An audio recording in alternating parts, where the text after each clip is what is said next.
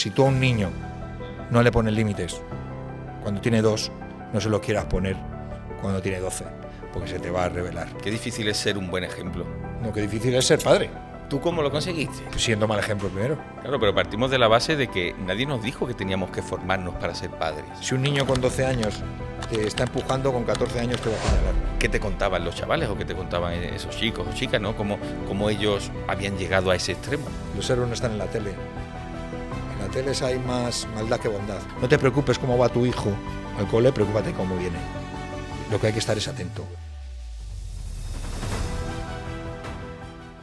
Hola a todos y bienvenidos a un nuevo episodio más del podcast de Formar en Valores, un espacio donde entregamos herramientas prácticas a los padres y madres de adolescentes para que puedan facilitar la educación de sus hijos en un entorno de amor y firmeza.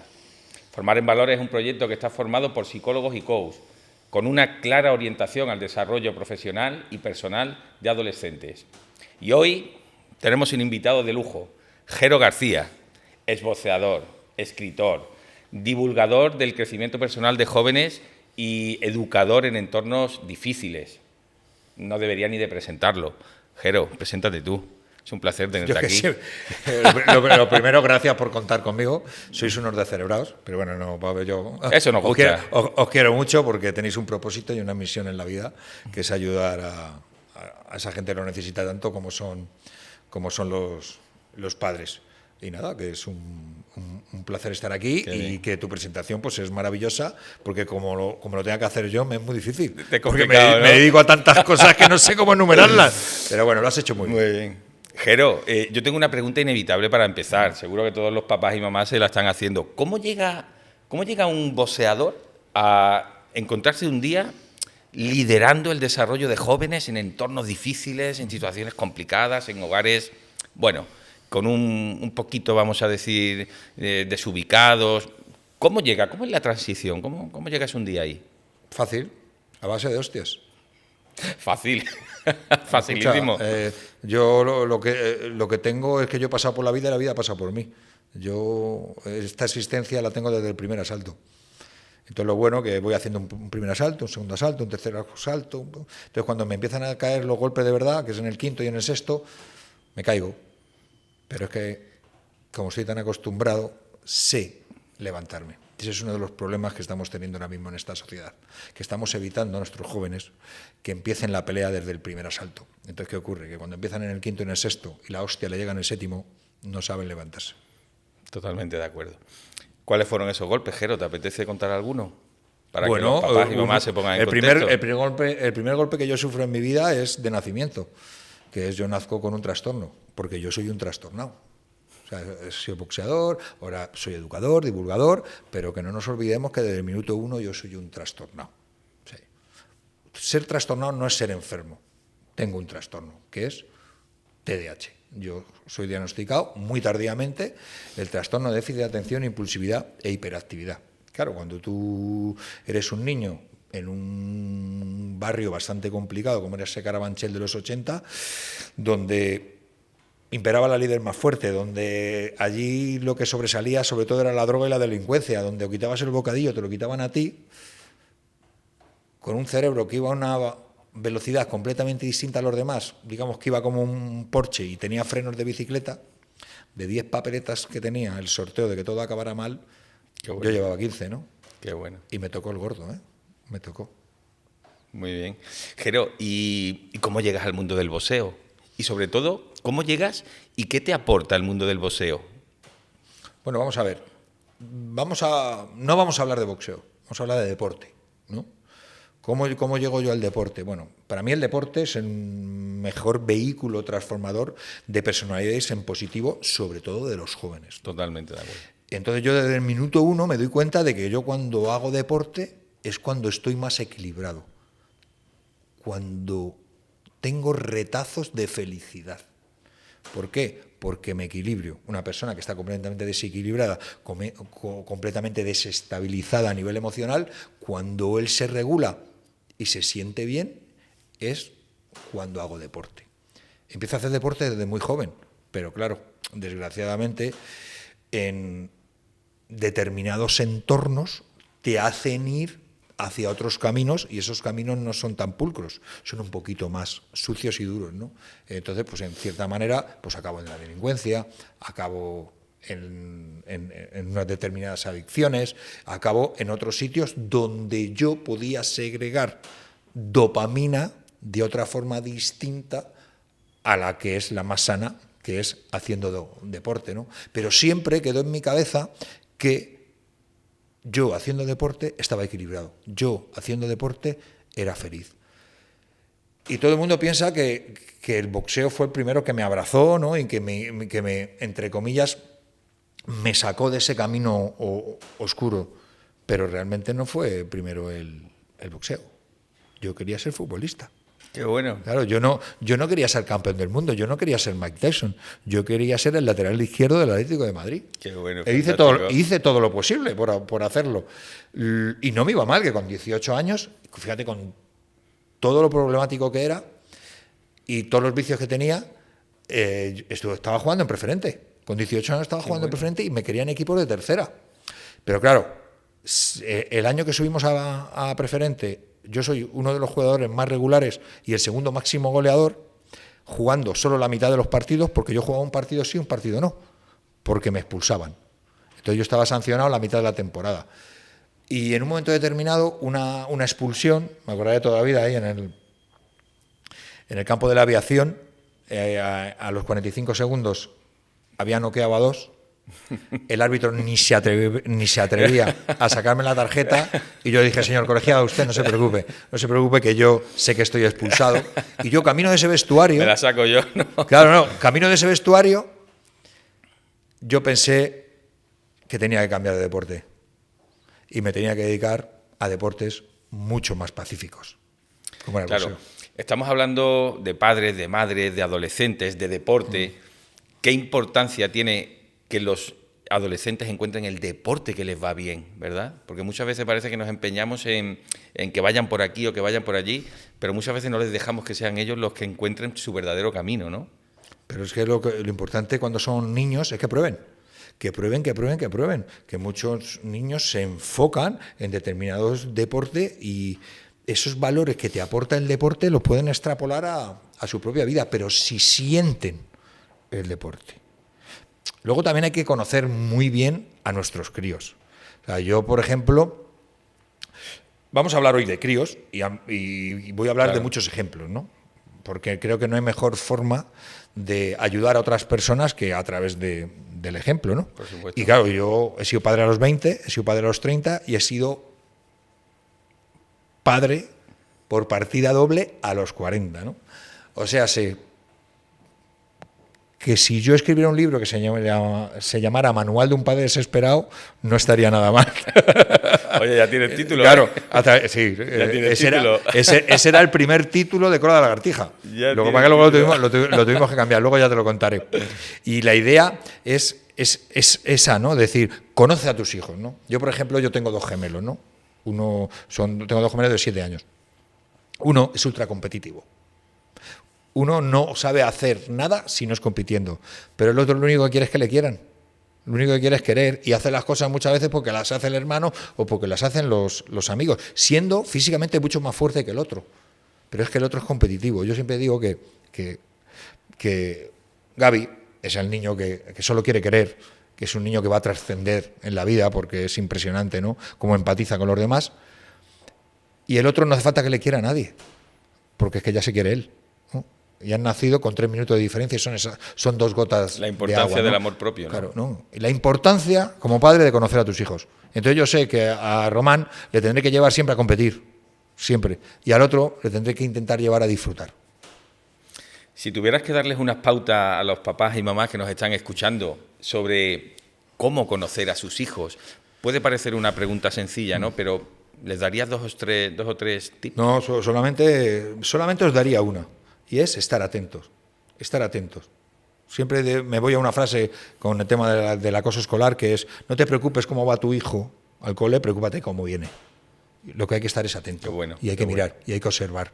Punto. Ese es el único parámetro que les puedo no decir o contar, sino exigir. ¿Queréis ser padres? tenéis la responsabilidad de serlo, soy consciente de esa propia responsabilidad, pues coño, con perdón de la palabra, estar atentos, porque si no, y ahí soy políticamente incorrecto, si no vais a estar atentos a vuestros hijos, no haberlos tenido.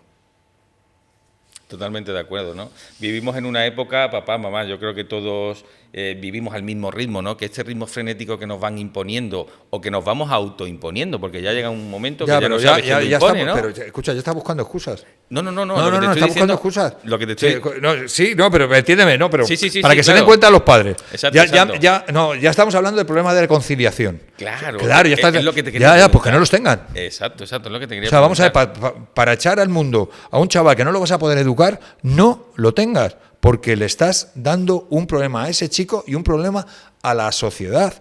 Estoy harto de la gente, es que la conciliación y tal. Vamos a ver, los padres tienen que estar, pero el estar no es estar presente. Totalmente de acuerdo. Es ahí a donde te quería llevar. O sea, lo que tiene que saber es que un hijo... Tiempo de calidad. Que va a estar en las buenas y en las malas. Mira, uno de los mimbres principales en la educación, para mí, es la confianza. La confianza en dos direcciones. Primero, la del padre con el hijo. El padre tiene que tener la confianza suficiente de que el hijo va a hacer las cosas, no en el resultado. No confío en el resultado, confío en la actitud. Y el hijo debe de saber que va a tener ahí a su padre, no para evitar que caiga, sino para ayudar a levantarse el día que se caiga.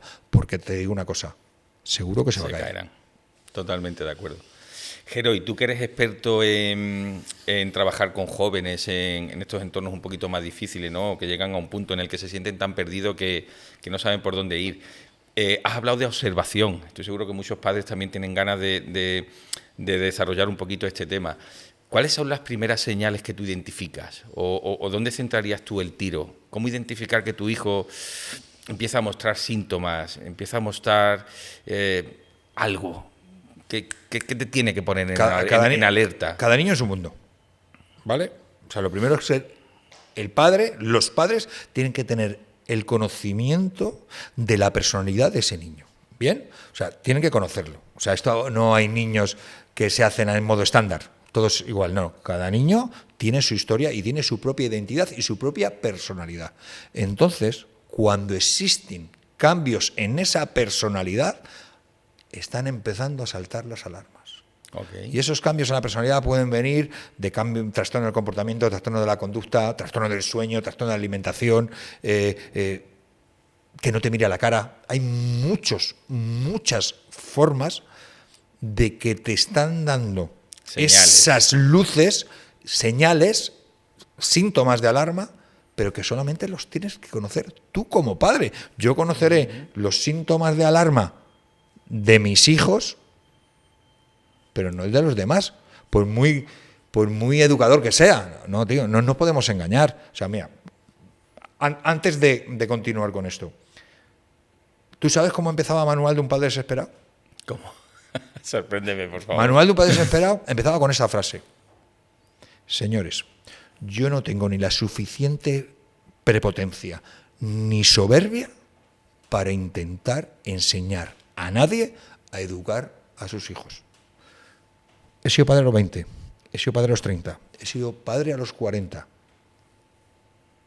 Me puedo llegar a considerar que he sido uno de los peores padres de este mundo, porque fui padre adolescente siendo casi un delincuente. Pero me di cuenta de la responsabilidad que me caía y obré en consecuencia.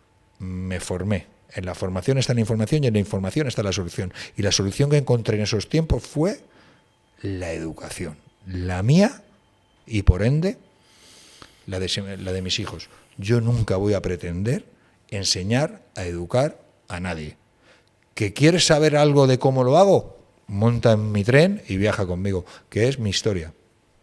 No obstante, estoy seguro de que con las cositas que vas a ir aportando, muchos padres y madres van a ir cogiendo pequeñas ideas. De todas formas, claro, es brutal lo que dices. Claro, cuando yo tengo el perfil de mi hijo, cuando yo conozco a mi hijo, me he tomado el tiempo para conocerlo y empiezo a ver señales que son diferentes, puede dispararse la alarma, ¿no? Debe. Puedo empezar a cuestionar, oye, puede ser que algo esté pasando, ¿no? Algo está pasando. O sea, no dudemos. Algo está pasando. Si a mi hijo se le cambia la personalidad de una forma drástica, o sea, no pensemos son cosas de críos, vaya adolescencia, porque puedes meter la pata. Ojo, puedes meter la pata. Estoy convencido, porque lo hablo con muchos padres y madres y en consulta también trabajo con algunos, que muchas veces no saben cómo hacerlo, no saben cómo llegar a ellos, cómo abordar el tema. Uh-huh. Oye, hijo, hija, estoy preocupado, he detectado esto, he visto esto. Si tú tuvieras que darles una idea, una pequeña pauta de cómo iniciar esa nueva relación con ellos a través de lo que están observando, ¿tú qué les dirías? Pico y pala. Pico y pala. Pico y pala, disco rayado. Buenísimo. No nos cansamos. El mensaje. El problema es que muchos padres no tienen paciencia suficiente. No nos hace caso. Pico y pala. Se queda. Nosotros somos la parte fundamental de esos niños. Y en un momento determinado, si dejamos de ser pico y pala, dejamos de ser disco rayado, ¿sabes lo que pueden llegar a pensar? Que no les queremos. Tenemos que estar encima. Totalmente de acuerdo. Yo siempre he defendido que un niño tiene una serie de horas de trabajo, de dedicación, que tú decides cuándo se las vas a aplicar. Si empiezas desde pequeñito con el pico y pala, a los 15 lo tienes hecho, y si no, puedes estar hasta los 50. Niño, te recuerdo que no te llevas el bocadillo, porque lo vas a tener metido. Exactamente. Hay que empezar en parvulario. Hay que empezar en parvulario. Jero, como tu visita era muy interesante, yo me he apuntado algunas preguntas, ¿vale? Y te voy aportando cosas. ¿A ti cómo te ayudó el deporte, en este caso el boxeo, a forjar esa disciplina y esa empatía necesaria para transformar la vida de jóvenes en entornos difíciles? Porque si algún padre nos está escuchando, puede ser que se agarre, ¿no?, a ese ejercicio, a ese deporte para querer acompañar también a sus hijos, ¿no? Pero como te he comentado antes, creo que no hay mejor vehículo transformador de personalidades en positivo, sobre todo en los jóvenes, que es el deporte, ¿no? La actividad física. A mí, el deporte es que me dio 3 recompensas inmediatas, ¿no? Primero la física, la psicológica y luego la conductual. La física, pues lógicamente, cuando haces deporte y sobre todo un deporte de élite como llegué a hacer yo, pues te sientes físicamente de puta madre, ¿no?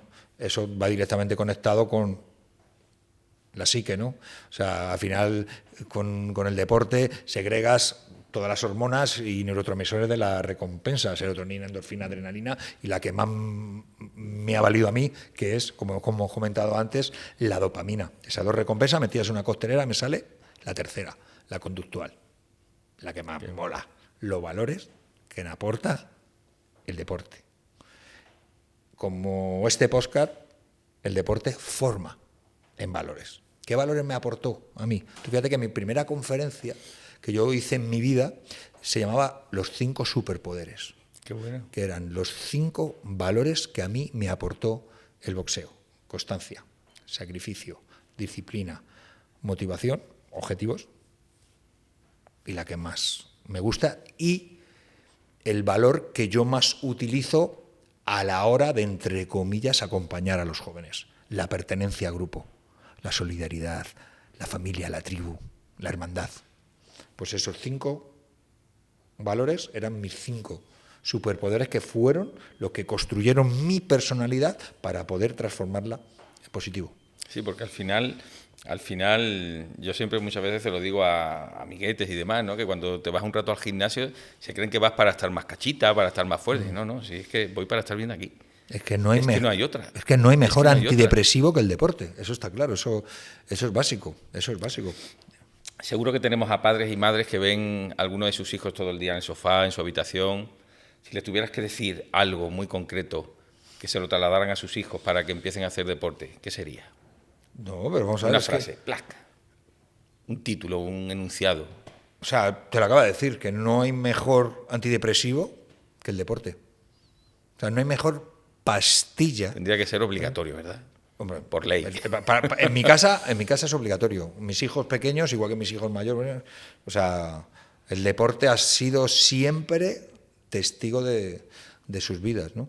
O sea, y de hecho creo que nosotros como padres, fíjate que yo ya he dado la vuelta al jamón Ellos me ven que sigo compitiendo, que sigo yendo, que hago boxeo. Ahora, pues oye, estoy con el pádel. Su madre compite en pádel, es mucho mejor jugadora de pádel que yo. Qué bueno. Eso tengo que enmendarlo, pero no voy a llegar. No va a llegar, ¿no? No, es que mi mujer dice, la tía dice, no, yo es que jugaba con Nadal. Digo, ¿cómo que jugabas con Nadal, cariño? Dice, sí, porque él es mallorquín, yo soy mallorquín, tenemos la misma edad y vamos a los mismos torneos infantiles. Digo, bueno, una cosa es que vayas a los mismos torneos, otra cosa es jugar con él, pero para Paula, ella jugó con Nadal y ahora lo demuestra jugando al pádel y juega mucho.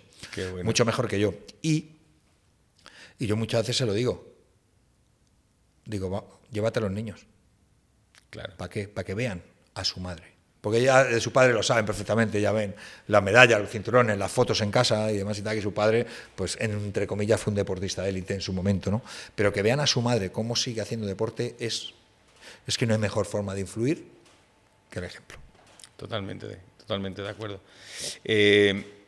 Observo muchas veces la gente que me rodea, en clientes, cómo muchos padres son simplemente imagen, ¿no? Me parece que proyectan una imagen de padre, por lo que dicen, ¿no? Pero no son padres de ejemplo, no son padres inspiradores, no son padres que de verdad hagan que sus hijos digan, estoy entusiasmado, quiero parecerme a ese modelo, ¿no? También habría que darle alguna recomendación, alguna sugerencia a esos padres para que sirvan de modelo real a sus hijos. Si les tuviéramos que decir algo, ¿qué le podemos transmitir? Lo primero, que se den cuenta. Sí, que el problema es que no... Vamos a ver, cuando no quieres mirar, no ves. O sea, eso es así. Y hay muchos padres porque son padres de postureo. Son padres de postureo. Y es que hay que saber diferenciar lo que es un padre bueno a un buen padre. El padre bueno es el que le da todo a los niños. Sí, joder, que cómo mola mi padre, que me lo da todo. Pero el buen padre es, como hemos comentado antes, el que está. El que está. Y no tiene que estar presente, pero que sus hijos sepan que ahí está. Y la mejor forma de estar es a través del buen ejemplo. Totalmente de acuerdo, Jero. Pero es difícil, ¿verdad? Qué difícil es ser un buen ejemplo. No, qué difícil es ser padre. ¿Tú cómo lo conseguiste? ¿El qué? Ser un buen ejemplo. Pues siendo mal ejemplo primero. Qué bueno. ¿No? Qué bueno. Qué bueno. Es así. A mí me gustan las historias sucias. A mí no me gusta... Debe ser porque yo soy parte de ella, ¿no? A mí que me cuenten siempre las bondades y lo bueno de los demás no me aporta nada. A mí me gustan más las historias de caerte y levantarte y de redimirte, ¿no? Esas son las que realmente me enseñan. Pero fíjate, para mí es mágico lo que acabas de decir. Seguro que muchos padres y madres también lo están sintiendo así en su casa. Qué duro, pero a la vez qué bonito el día que dices... Joder, puede ser que no sea el mejor padre del mundo. Es más, que puede ser que sea hasta un mal padre. Pero qué buen punto de apoyo, ¿no? Para iniciar un cambio transformador como padre, que sabes que va a tener una repercusión directa y positiva en la vida de tus hijos, ¿no? El otro día me preguntaban, en otra entrevista, un gran amigo mío, nos conocemos, Álvaro, me preguntaba, ¿cómo sé que soy buen padre? Porque no sé, porque yo veo leo muchos libros, veo muchos podcasts, veo mucha gente y a veces tengo la sensación de que no soy buen padre. Y yo digo, Álvaro, en tu duda está la solución. Eres buen padre. Dice, ¿pero por qué? Dice, porque te lo estás cuestionando. Así es. Eso te va a llevar a la mejora continua. Jero, estamos hablando de padres, de madres, estamos hablando de deporte, estamos hablando de cuestionarnos si somos buenos padres, pero no podemos dejar de un lado el entorno en el que nuestros hijos se crían, el entorno en el que se desarrollan. Según tu experiencia, ¿cuáles son los factores que empiezan a condicionar un mal comportamiento o actitudes violentas dentro de un entorno concreto? Bueno, el propio entorno, lógicamente. Vamos a ver, nosotros... Pero seguro que has identificado factores que condicionan o que amplifican que eso ocurra. Vamos a ver, el primer factor es el entorno, el segundo factor es la educación que tengan en casa. Yo conozco a gente que es muy, muy educada viniendo de unos entornos muy complicados y sin embargo conozco a muchos niños mal educados y con muchos problemas de salud mental, incluso de adicciones, que vienen de sitios de estratos sociales muy altos, ¿no? Digamos que hay distintos factores.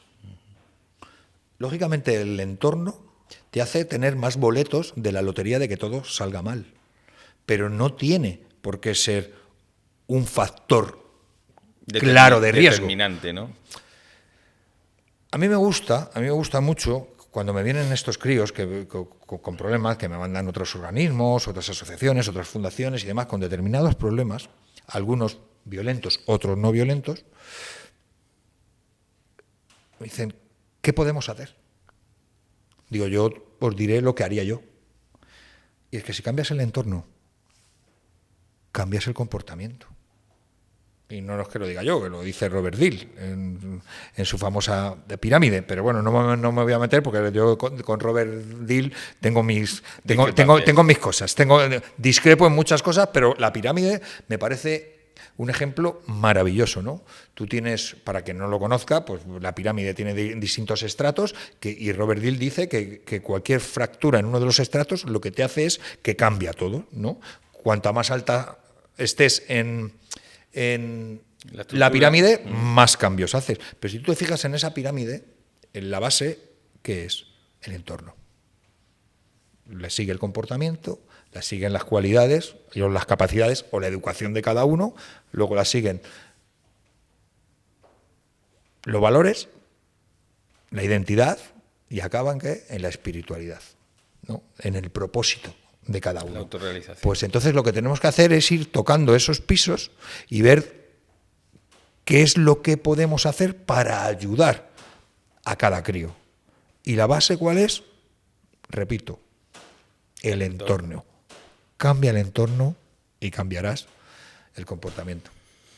Si nos dirigimos a esos padres y madres que ahora nos están escuchando y de repente dicen, vale, me gustaría cambiar un poquito mi entorno, ¿por dónde puedo empezar? Si le tuviéramos que lanzar un par de ideas sencillas para empezar a cambiar el entorno, ¿cuáles serían, Jero? Según tu visión. Luego depende de cada problema, pero en muchos casos, por ejemplo, los barrios complicados, ¿no? Los barrios donde hay mucha delincuencia, donde hay mucha drogadicción, pues tú al niño, si tiene esos problemas, lo tienes que sacar de ahí. Es que si no le saca de ahí, el niño no va a cambiar. Es un ejemplo un poco que estamos poniendo muy a grosso modo, ¿no? Pero para que vean que es la idea, ¿no? Sí, claro. Yo, por ejemplo, muchos niños que insuflan violencia ascendente en casa, ¿no? O sea, que maltratan a los padres, pues les tienes que sacar de allí. Claro, ¿y cómo le saco? Pues, oye, cada uno se tendrá que buscar la vida. Pero si tú a ese niño no le sacas de ese entorno, nunca, jamás cambiará el comportamiento, ¿no? Son dos ejemplos que se puede ver un poco claramente. Es difícil en muchas ocasiones poder sacar al niño del entorno. A mí me lo preguntan muchos padres. A veces es difícil, hay que reconocerlo. Cuando no se puede sacar al niño del entorno, estás jodido. ¿Qué nos queda? ¿Estás jodido? No, estás jodido. Estás jodido. Escucha, en consulta pues le podrás contar lo que quieras y tal, pero al final es una milonga. O sea, entiéndeme, con perdón. O sea, tienen que cambiar el entorno. Yo, por ejemplo, aquí juego con ventaja. Juego con ventaja. ¿Por qué? Porque yo tengo un entorno. Yo es que tengo un planeta distinto, metido en un garaje. Entonces, cuando esos niños entran al gimnasio, están cambiando el entorno. Y cuando esos niños se sienten parte fundamental de ese entorno, cambian el comportamiento. Es otro ejemplo de poder cambiar el entorno. Pero claro, yo necesito que ese niño entre en mi planeta. Muy bien. La invitación es clara. Tendremos que empezar a buscar planetas que vayan orbitando alrededor del que y luego también dependiendo casa, de cada, a ver qué problema tiene cada niño. Hemos hablado de niños con adicciones, hemos hablado con niños con problemas de delincuencia, hemos hablado con niños con problemas de violencia ascendente, ¿no? Hay distintos tipos y sobre eso obrar en consecuencia. Hay un tema que a mí me preguntan mucho y que sé que preocupa, que es el tema de la violencia ascendente. ¿Por qué de repente este hijo, esta hija que yo tenía en casa y que era un ser amoroso, de repente un día comienza a rebelarse, comienza a lo mejor con un ataque verbal, pero puede llegar un día que incluso me siento agredido o agredida como padre o madre, ¿no? ¿Puedes darnos algunas pautas a la hora de trabajar con estas actitudes? Claro. Jero. Esto... No a mí, a todos. No a todos, ¿vale? ¿Cómo? O sea, porque sé que es un tema que preocupa especialmente. ¿Cómo no va a preocupar? Es la amenaza silenciosa. Exacto. O sea, piensa que ahora mismo no hay ni la mitad de denuncias que debería de haber. Y aún así, hace poco tiempo me llamó un jefe de policía de uno de los pueblos más importantes de esta comunidad autónoma, que es Madrid, diciéndome, Jero, tío, ¿qué hago? Que tengo más denuncias o notificaciones de violencia excedente que de violencia de género. Y mira que desgraciadamente la violencia de género está de moda. ¿Qué hago, Jero? ¿Qué hago? ¿Qué podemos hacer como sociedad? ¿No? ¿Qué podemos hacer? Educar a los padres.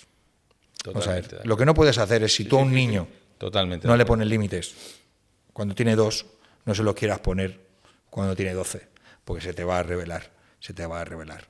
La idea es crear un agente sancionador.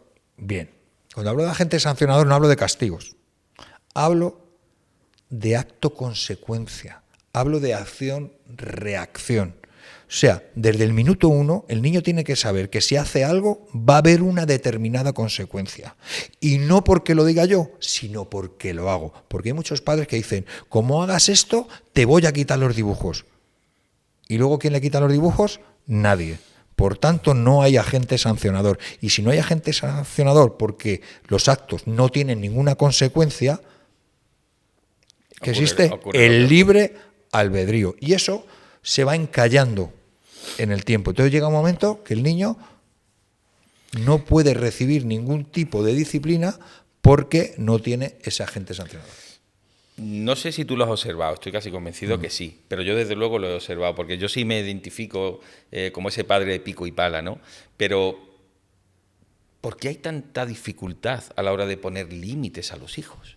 ¿Qué pasa en nuestra generación, por decirlo de alguna forma? Porque ese miedo a, como has dicho, a, oye, si ocurre esto, haré esto, si haces esto, si no eres capaz de esto, habrá una ¿Qué es lo que ocurre? Mira, lo primero de todo, porque somos una generación cobarde.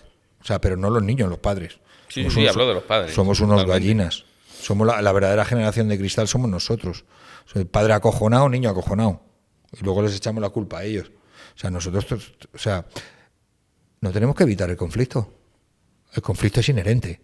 Y es básico a la hora de educar. Es que parece que estoy enfadado. No estoy enfadado, no, estoy serio. Entonces las cosas tienen que ser como tienen que ser. Y si te digo que hay que hacer esto, yo no te lo digo de modo imperativo. Te lo digo con apego. Te lo voy a decir con cariño, te lo voy a decir con amor. Pero te voy a decir que estas cosas son así, por esto y por esto. ¿Qué ocurre? Que nosotros tendemos a que hagan lo que les dé la gana. Es que son niños. Y luego cuando vemos que la cosa va mal, ponemos el efecto imperativo. ¿Y qué pasa? Que se nos da la vuelta. La educación de un niño es desde que nace. La pauta, la norma.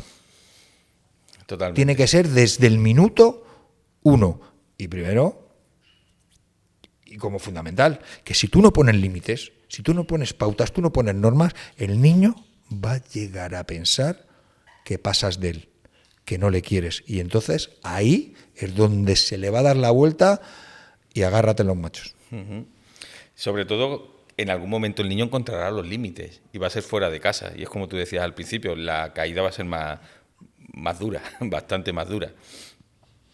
Yo conozco muchos padres que no voy a decir que no quieren, pero que les cuesta mucho poner límites.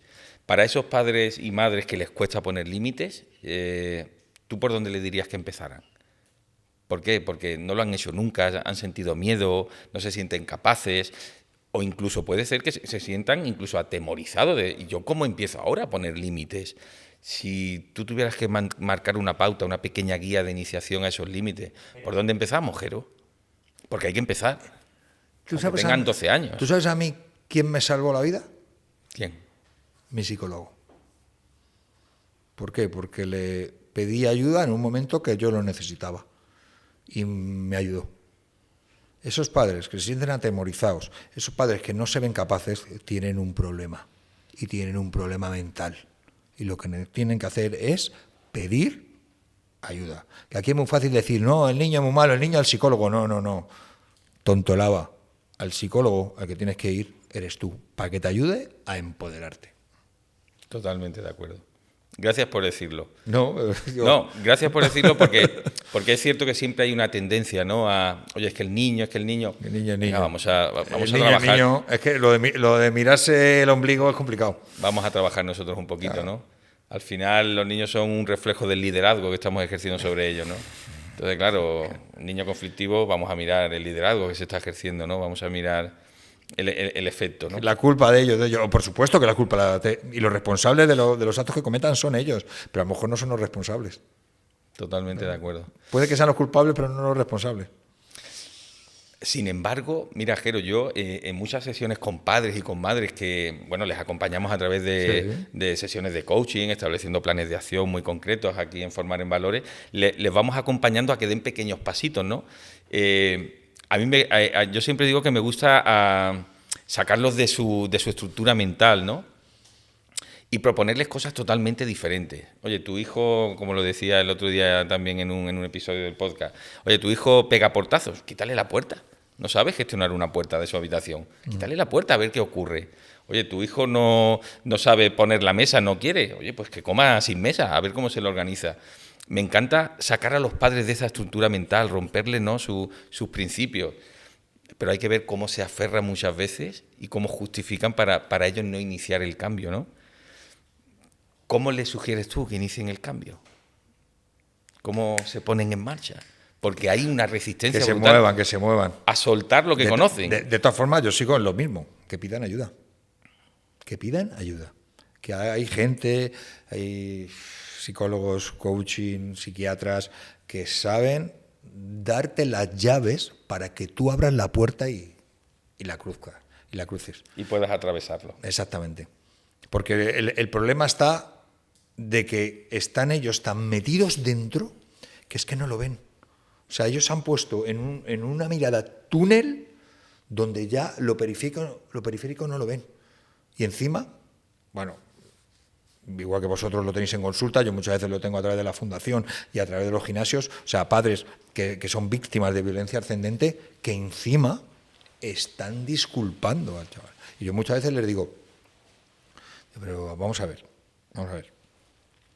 Ocurre. Es que mi hijo no me pega. Digo, ya, pero es que tu hijo sea violento contigo no quiere decir que te pegue. Porque la violencia puede ser de tres formas. La violencia puede ser física, puede ser psíquica o puede ser verbal. Y en el 173.2 del Código Penal es delito cualquiera de los tres tipos de violencia. Y que ese niño que ahora a ti a lo mejor te insulta, es un niño violento. Y esa violencia a ti es a través de la palabra, pero en el colegio puede ser a través de los golpes o a través de una violencia psicológica y puede llegar a hacer mucho daño. Entonces yo lo que les digo a esos padres que están sufriendo ese tipo de violencia, que muchas veces no lo hagan por ellos, que lo hagan porque su hijo puede cometer daño a muchísimos más. Porque luego aparece la tríada de la violencia, que es violento a mis padres, violento a mis compañeros y violento a mi pareja, ¿no? ¿Por qué? Porque al final coges como modus operandi la violencia como forma de vida. Sí, claro, terminas haciendo lo que sabes hacer. Si lo que sabes hacer es ejercer violencia, pues... Y si nadie te pone límites, pues al final... No, y que al final nosotros... Joder, piensa que al final las costumbres son costumbres por eso mismo, ¿no? Porque nos llegamos a acostumbrar a hacer algo. Y si nosotros no tenemos a alguien que nos ponga un parapeto, ¿no?, o que nos enseñe, o como nosotros, por ejemplo, hacíamos las terapias en hermano mayor, que era que los niños empatizaran con el daño que cometían, era cuando se daban cuenta. Era en ese momento que se daban cuenta, ¿no? Pero bueno, es complicado y cada caso es un mundo, ¿no? Es complejo. Hay un tema que a mí me preocupa especialmente, y estoy seguro que hay muchos padres y madres que también coinciden en ello, y es cómo gestionar el miedo. ¿Cómo gestiono el miedo que yo puedo tener, el miedo que me proyecta incluso mi propia pareja, de cómo vamos a empezar a pedir ayuda, cómo vamos a empezar a decirle a nuestro hijo que esto que hace no es correcto o no nos gusta, o oye, no queremos tolerarlo en casa, ¿no? Sí. Cuéntanos un poco desde tu experiencia cómo acompañas también a padres a gestionar ese miedo, ¿no? Porque quizás sea el primer detonante, ¿no?, que hay que vencer. Vamos a ver, el miedo, parece que siempre que hablamos de miedo tiene una connotación negativa.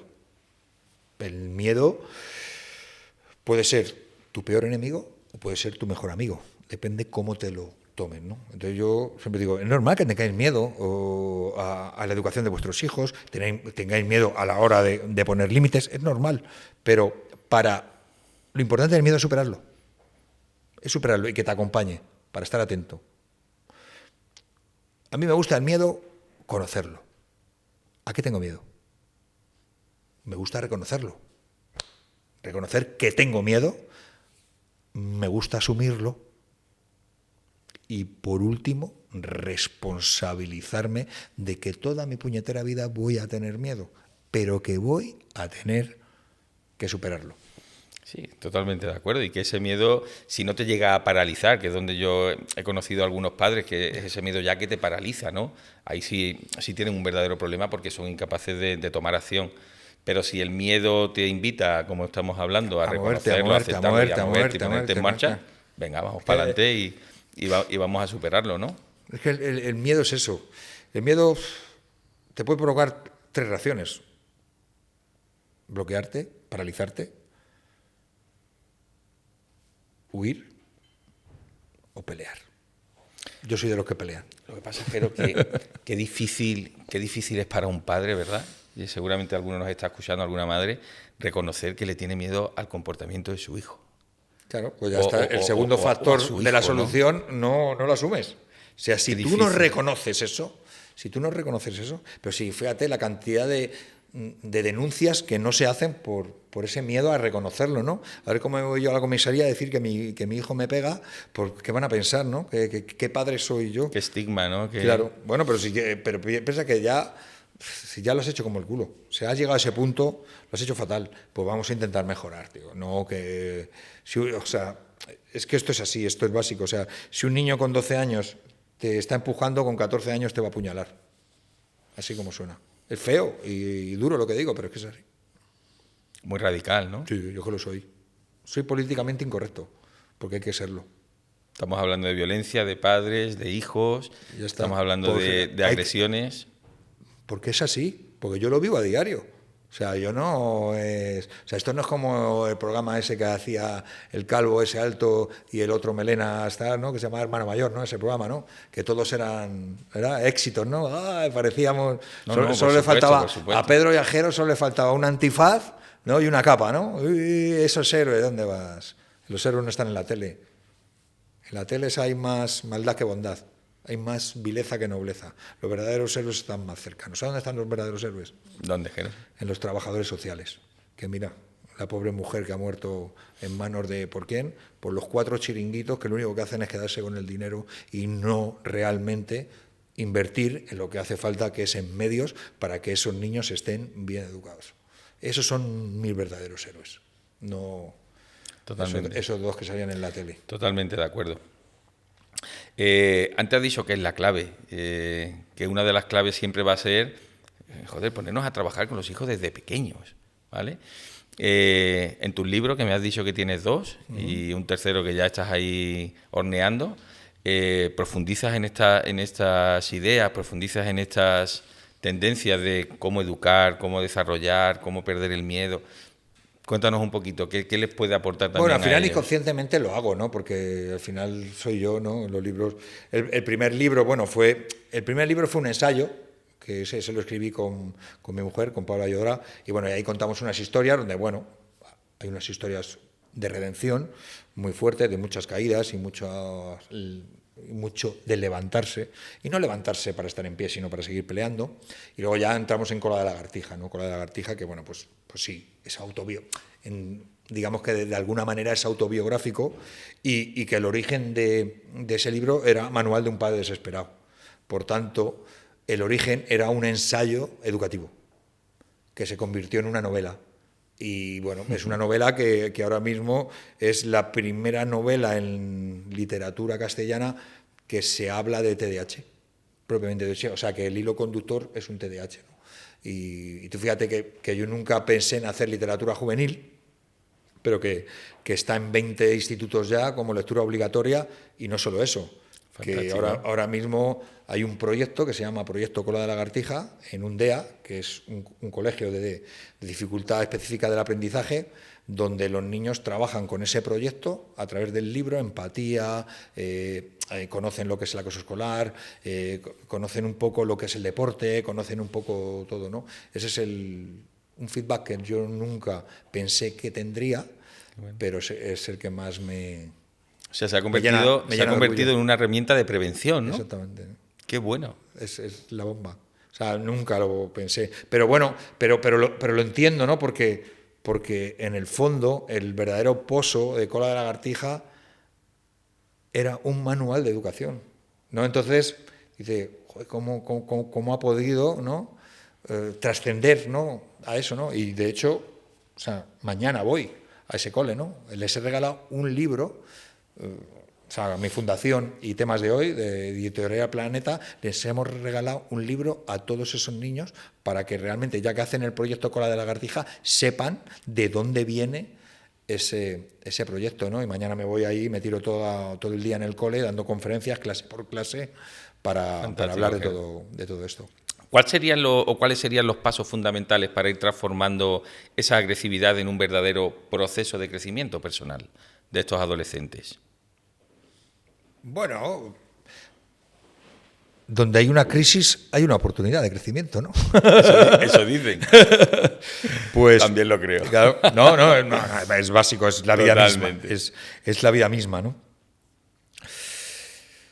Yo creo que un niño agresivo es un niño que está trastornado. O sea, hay un trastorno de comportamiento, un trastorno de conducta claro y meridiano, ¿no? Entonces hace falta un clic. Normalmente, estos niños violentos, este clic suele venir cuando empatizan. ¿Con qué empatizan? Con el daño que cometen. Siempre pongo el ejemplo del hermano mayor, ¿no? El programa me viene de lujo lo que hacíamos. Nosotros la primera parte del programa siempre era que el niño sintiera lo que estaban sintiendo sus padres. Un niño provocaba que sus padres se sintieran encerrados. Pues yo me lo llevaba a un zoo y lo metía en una jaula 3 horas con un león. El niño se quería cagar en mi padre, pero cuando salía de la jaula había sentido lo que sus padres sienten cuando están con él en casa.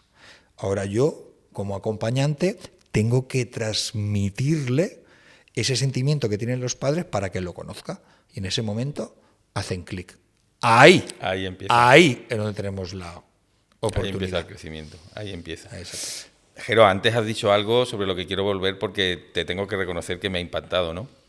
Estamos hablando de agresividad, estamos hablando de padres, madres, hijos que se vuelven agresivos, y has afirmado que un hijo que a una determinada edad te empuja puede años más tarde terminar apuñalándote. Bueno, ¿tú has presenciado ejemplos reales de este tipo de afirmación? Sé que sí, pero es una forma de preguntártelo. Si te lo contara te tendría que matar. No, pero bueno, vamos al kit de la cuestión. Al kit. ¿No? El por qué un niño que con 12 años te empuja o te abofetea, con 14 te puede meter 3 puñalas. Es en la base de las relaciones interpersonales. En una relación interpersonal, independientemente del índole que sea, de padre a hijos, entre hermanos, entre trabajador y jefe, en cualquier relación interpersonal tiene que haber límites. ¿Qué quiero decir? Yo un día estoy sentado en el sofá de mi casa y me dejo la puerta abierta.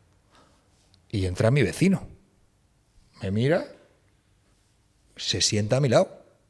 Me mira y coge el mando de la tele.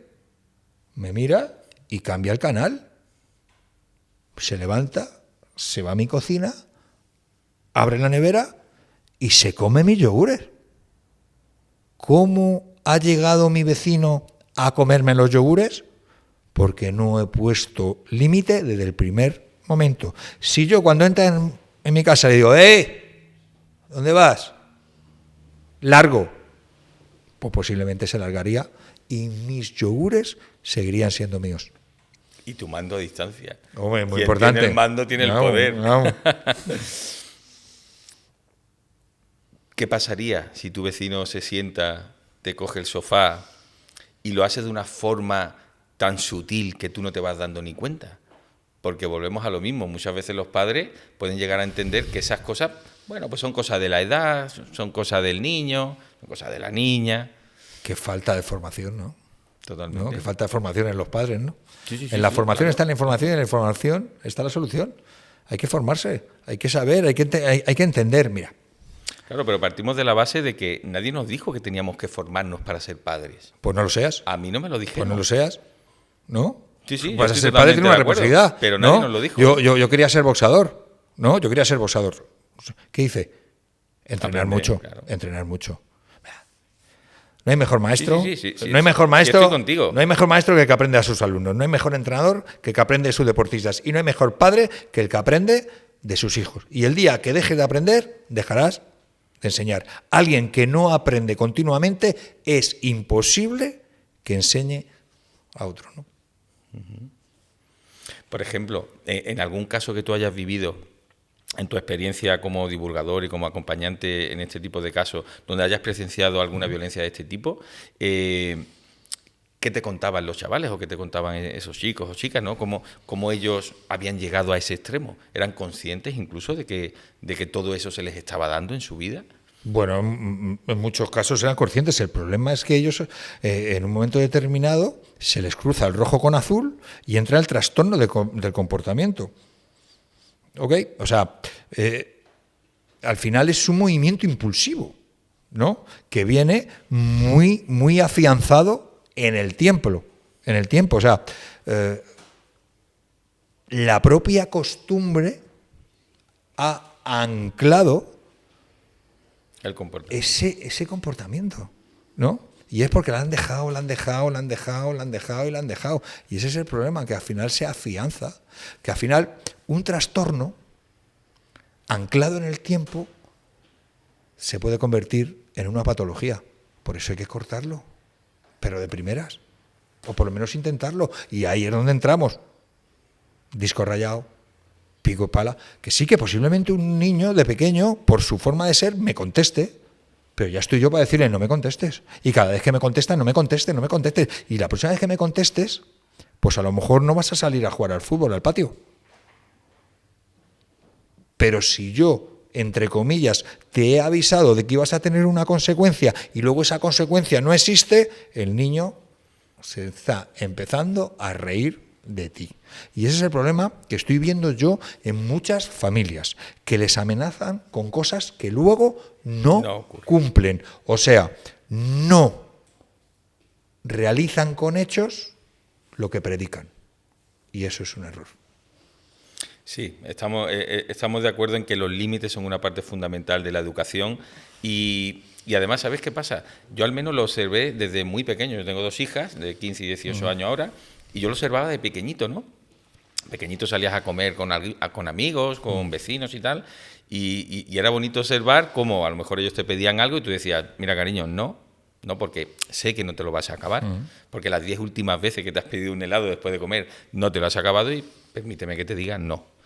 Si esta tarde te apetece el helado, venga, te lo pido, pero ahora no. Y qué bonito, como el resto de padres decían a sus hijos, sí, claro, pide el helado. Y al final de la comida estaban todos comiéndose los helados de los hijos, ¿no? Y eso se repetía una vez y otra vez y otra vez. ¿Cuánto coraje tiene que desarrollar un padre? No estoy hablando de mí, estoy hablando en general, para, sabiendo de que lo fácil es decir, pide el helado como el resto, porque no olvidemos que también hay un sufrimiento por parte del padre, ¿no? No quiere que su hijo sea el diferente, el único que no tiene helado. Pero estás educando. Y eso lleva un pequeño sacrificio, lleva un pequeño coste, ¿no? Tal vez los padres no quieren asumir ese coste, no quieren pagar el precio, ¿no? Es más, no lo quieren pagar incluso con pasión, ¿no? Porque esto hay que pagarlo con pasión. Yo siempre lo he dicho, ¿no? ¿Cuál es el precio de educar? X. No, pues págalo, pero además págalo con ganas. Allá cada uno. Es muy complicado. No, allá cada uno, pero que luego le va a caer a él, ¿eh? O sea, si tú empoderas a tu hijo y desautorizas a los demás, entre ellos a los maestros, luego eso te va a venir a ti, ¿eh? Ese empoderamiento te va a venir a ti.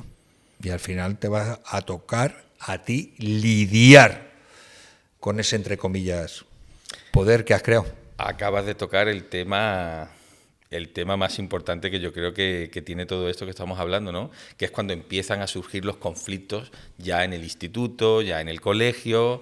El profesor me ha dicho esto, pero mira a mi hijo lo que me está diciendo, cómo es posible. Seguro que el profesor no está haciendo las cosas como toca.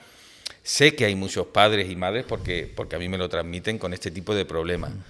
¿Tú qué les dirías cuando esto empieza a suceder? Cuando empieza el hijo con una versión o la hija con una versión y luego vas al profesor queriendo defender a tu hijo, ¿qué le trasladarías? Una pequeña ayuda que les pueda ayudar a transformar esa realidad y no estar siempre de parte de su hijo, porque posiblemente no siempre tenga la razón. Muchas veces sí, pero otras veces no. Incluso, ¿qué más da quién tiene la razón, no? Es que la ignorancia es tan atrevida. Es que la ignorancia es tan atrevida. ¿Tú qué te crees? ¿Que un profesor que está haciendo de su pasión su trabajo, porque de verdad eso ya es vocación? Sí, lo sé, o sea, lo sé. para la mierda que les Tengo pagan. muchos amigos, o sea, por profesores. eso, para la mierda que les pagan. Y aguantar a los padres y aguantar a los niños que cada vez son más mal educados. O sea, de verdad, por favor.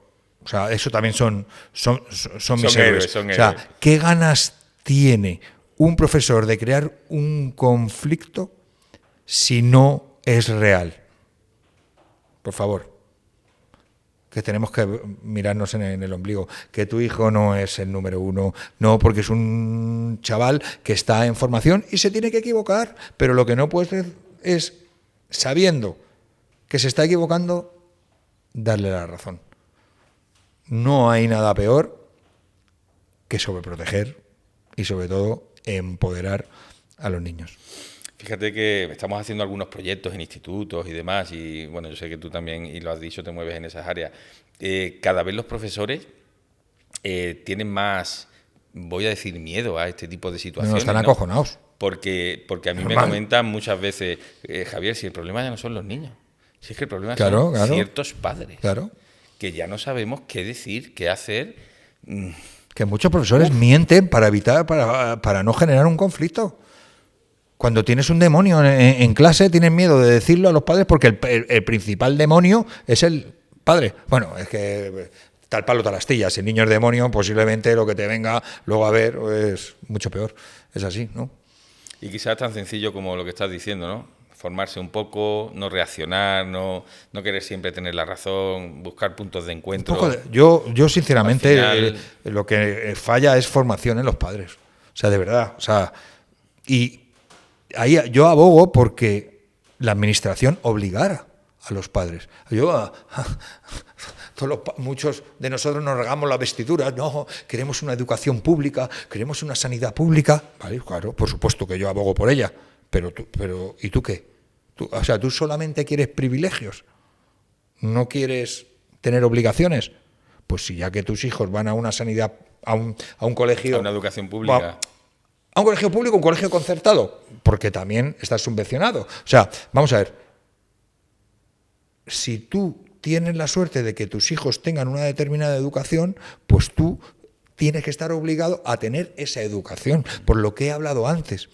Porque lo que no puede ser es que haya esa dicotomía educativa, que el padre va por un lado y el hijo va por otro. Tienen que ir los dos por el mismo camino, porque si nosotros no aprendemos con ellos a educarlos, es imposible que les eduquemos bien. Yo, repito, padre a los 20, mi hija mayor tiene 31 años.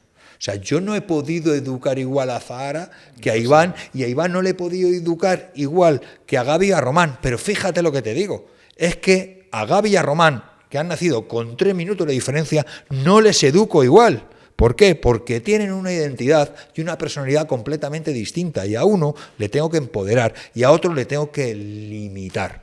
¿Por qué? Porque su personalidad es así. Así es, así es.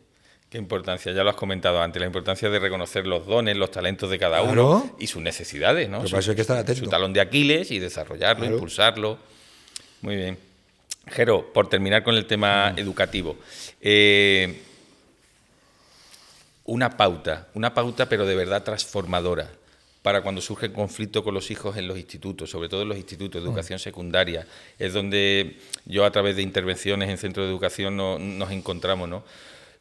Una pauta, pero para los padres, en este caso no ya para hijos, para padres.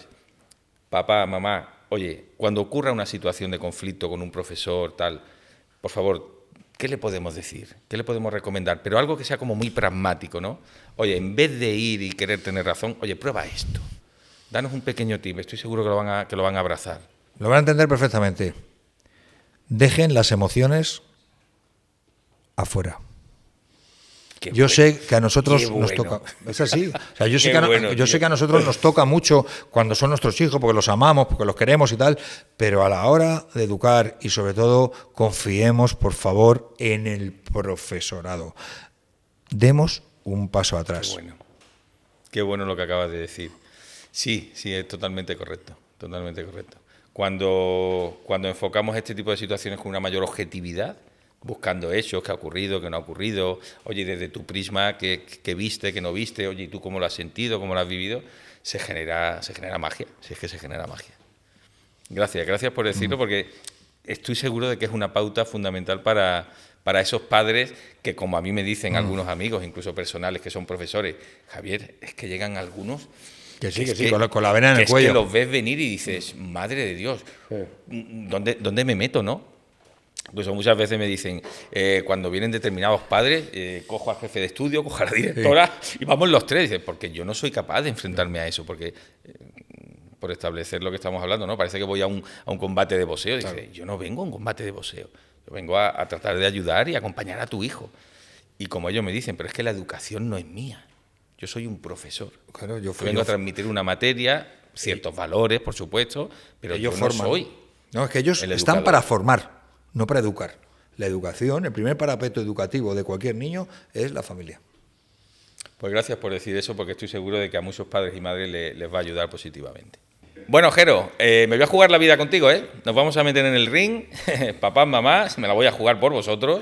Vamos a simular un combate de boxeo. ¿Por qué? Porque sé que los padres y madres que nos están escuchando y viendo todos los días tienen que lidiar de alguna forma u otra con ese pequeño ring. Vamos a suponer que yo soy un adolescente, que estoy en mi proceso de rebeldía como buen adolescente que soy, y yo te voy lanzando, bueno, las típicas frases que seguro que ellos escuchan y que yo escucho también. Y bueno, tú me vas devolviendo los golpes. A ver al final quién queda en pie. Venga, a ver. Venga. Voy a ello, ¿eh? Suerte, Jero. Suerte. Bueno, Jero, yo paso de mis padres. Son unos carcas. Me tienen harto. Son unos controladores.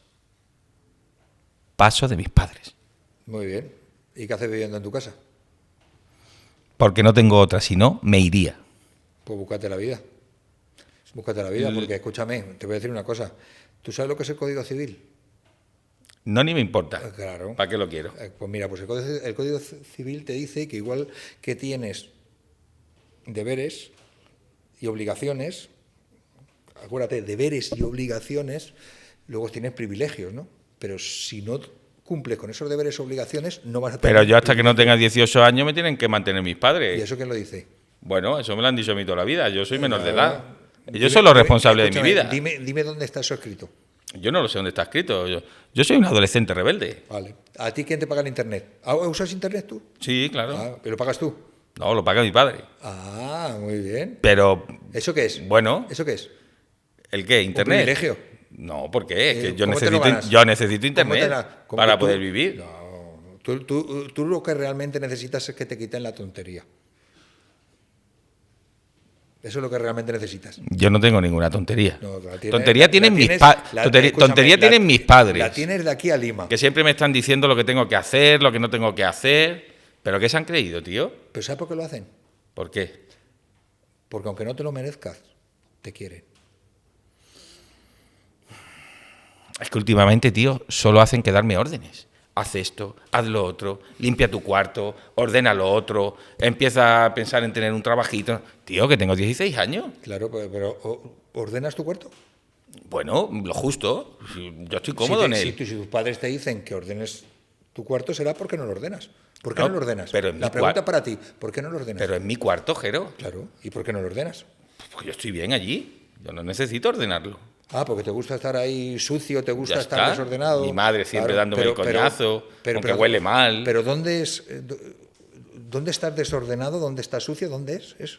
Mi cuarto. No, Bueno, en casa de mis padres. Ah, amigo. Que es mi pero casa, no que es es mi tu casa también. No es tu casa, es la de tus padres. Y ¿Qué tú dices? vives porque quieren tus padres, porque, no lo sé por qué, te siguen Pero queriendo. vamos, que yo en cuanto pueda me voy de casa, ¿eh? Eso lo Esto tendría no- que ver yo con mis Yo ojitos. esto no lo aguanto, tío. Eso lo tendría que ver, porque con esa actitud, ¿sabes dónde vas Yo a, esto ¿sabes no dónde lo vas a estar aguanto. dentro de unos años? ¿Dónde? Debajo de un puente. ¿Qué va, qué va? Yo tengo colegas y me busco la vida y... Yo tengo colegas. ¿Sabes cuáles Mira, son, si yo ahora, ¿sabes cuáles si son yo los ahora verdaderos hiciera colegas? así, me iba a casa de un colega. Escucha, ¿sabes cuáles son los verdaderos colegas? ¿Quién? ¿Sí? Los que te dicen que te portes bien, no los que te dicen que hagas lo que estás haciendo. Si es que parece que solo quieren que sea el hijo perfecto, tío. Si es que yo no sé qué es lo que quieren mis No, padres de único, mí. lo único que tus padres quieren es que seas hijo, porque el hijo tiene unas responsabilidades. Igual que tú ahora estás solo hablando de privilegios, tú tienes unas responsabilidades que son unos deberes que tú debes de hacer. Y creo que no te están pidiendo demasiado. Tú lo que te tienes que comportarte es como un verdadero hijo. Y si no te comportas como un verdadero hijo, es que no lo eres. Y a lo mejor quien no tiene que estar en casa eres tú. A lo mejor es que nadie me ha explicado cómo ser un hijo. A lo mejor es que nadie me lo ha Sí, explicado. pero tú tienes 16 años para lo que te conviene. ¿No? Para muchas cosas sí, pero para otras no. Lo que tú eres es 16 años de un niño espabilado. Touché. Bueno, Jero, fantástico el ejercicio que hemos hecho y estoy seguro que muchos padres cogerán alguna idea. No se trata tanto de vocear con ellos, sino de mostrarles la visión, la realidad y empoderarlos, por Sobre supuesto. todo, yo creo que se trata de negociar. Yo creo que una de las bases principales de la educación es la negociación. Y ya está. Fantástico. No hay que ser imperativo y si creo que el acto consecuencia, la acción-reacción, el agente sancionador es básico. Repito, cuando hablo de agente sancionador no hablo de castigo, hablo de consecuencia y sobre eso negociar. Muy bien. Jero, una pregunta que quiero ir haciendo a todos los que pasáis por aquí, ¿no? Porque nuestro proyecto se llama Formar en Valores, ¿no? Y qué mejor forma de transmitir este concepto preguntándote cuáles son los valores con los que te hubiera gustado que te educasen. Posiblemente te educaron con ciertos valores, pero hay valores que tú dijiste, ojalá me lo hubieran transmitido, ¿no? Este otro. ¿Qué valores te hubiese gustado Yo recibir? estoy muy orgulloso de los valores que me insuflaron mis padres. Sobre todo mi padre me insufló uno, básico, el sacrificio. Él hizo todo lo posible, tenía 3 trabajos para dar de comer a su mujer y sus 2 hijos. Y eso lo tengo siempre presente. El problema no fueron mis padres, el problema fui yo. El problema fue un trastorno de salud mental que en los años 70 y 80 el TDAH ni estaba ni se le esperaba. No se diagnosticaba en ningún sitio. Y entonces no supieron verlo, pero no supieron verlo mis padres, no supieron verlo mis profesores y no supieron verlo mis entrenadores, ¿no? Yo no voy a echar la culpa a nadie, la vida es así. También te digo una cosa, que si no hubiera sido así, a lo mejor no hubiera sido yo el acompañante de la gente de cambio que ha transformado muchas vidas, ¿no? Todo suma. Todo suma. La vida es un proceso y todo lo que has vivido te ha llevado a ser quien eres. Pero vamos, si para cerrar este podcast, que estamos hablando de formar en valores, si hay un valor que tiene que ser básico a la hora de educar, es la ejemplaridad. Y eso quiero dejarlo muy claro.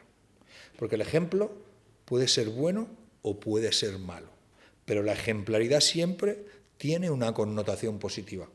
Cuando tú encuentras a una persona que es ejemplar, te estás encontrando una persona que puede cambiar la vida. ¿Por qué? Porque cuando yo veo que alguien es ejemplar, tengo 2 opciones. O lo envidio o lo admiro. Si lo envidio, le desearé todo lo mal para igualarse a mí. Transformaré el mundo en negativo. Pero si yo lo admiro de verdad, intentaré sacar mi mejor versión para ser mejor que él o igualarlo. Transformaré el mundo en positivo. Pues Jero, poco más que decir. Dejando este mundo un poco más positivo que lo teníamos antes de empezar el podcast, solo quiero darte las gracias por haber venido. dar las gracias a todos los padres y madres que nos escucháis en este nuevo episodio del podcast de Formar en Valores y invitaros a comentarlo en redes sociales, escribirnos, visitar nuestra web, plantearnos vuestras dudas, sugerencias, lo que queráis. Estamos aquí para acompañaros. Jero, un placer. Gracias.